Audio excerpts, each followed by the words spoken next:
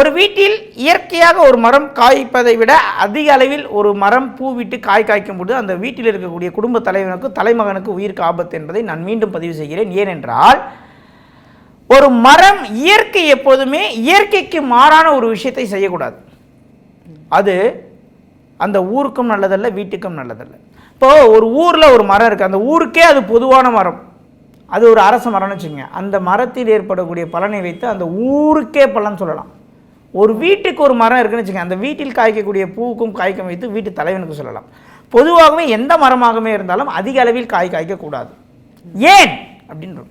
இப்போது ஒரு மனிதன் குளிக்கும்போது அவனுடைய அழுக்கு உடம்பு தேகத்தில் இருக்கக்கூடிய அழுக்குகளை தான் அந்த தண்ணி வெளியேற்றி ஒரு செடி கொடிகளுக்கு போய் அந்த செடி கொடிகள் காய் காய்ப்பது நம் பாரம்பரிய வழக்கமுறை. இன்றைக்கி அது கிடையாது. இன்றைக்கி மாறிடுச்சு. நம்ம ஸ்ட்ரைட்டாக ட்ரைனேஜரில் விட்டுறோம், சிங்கில் இது பண்ணிடுறோம், செப்டி டேங்கில் விட்டுறோம்.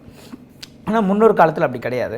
ஆனால் ஒரு இயற்கை என்பது எப்படி ஒரு மனிதனுக்கு ஆயுள் 120 வருடம் அப்படின்னு இருக்கோ, அதேமாதிரி இயற்கைக்கும் இந்த மரத்துக்கு இவ்வளோ தான் கெப்பாசிட்டின்னு ஒன்று இருக்குது. 100 மாங்காய் தான் காய்க்கணும்னு. அது 200 மாங்காவே காய்க்கும் பொழுது அங்கே இருக்கக்கூடிய ஒரு மனிதரை அது ஈக்குவல் பண்ணுறதுக்காக, சரி செய்வதற்காக அது எடுத்துக்கொள்ளும். ரெண்டாவது, இந்த பாதிப்பு வடமேற்கு தென்கிழக்கு பாதிப்பு என்னென்னா, தென்கிழக்கு பாதிப்புனா தென்கிழக்கு கட்டாகக்கூடாது. கட்டுனா என்ன அப்படின்னு கேட்டிங்கன்னா, அந்த இடத்துடைய அளவுகள் குறையக்கூடாது. காம்பவுண்ட் கட்டும்போது பார்த்திங்கன்னா சில இடங்கள் வீட்டிலாம் பார்த்திங்கன்னா கிராஸாக கட்டுவாங்க. ஒரு ஸ்கொயராக இல்லாமல் ஒரு மூளை மட்டும் கிராஸாக கட் பண்ணி கட்டுவாங்க.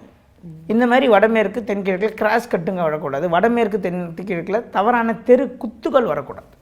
இபி டிரான்ஸ்ஃபார்மர் போன்றவைகள் தென்கிழக்கிலையும் வடமேற்கிலையும் வரலாம். ஆனால் கட்டுகளோ தெருக்குத்துகளோ வரக்கூடாது.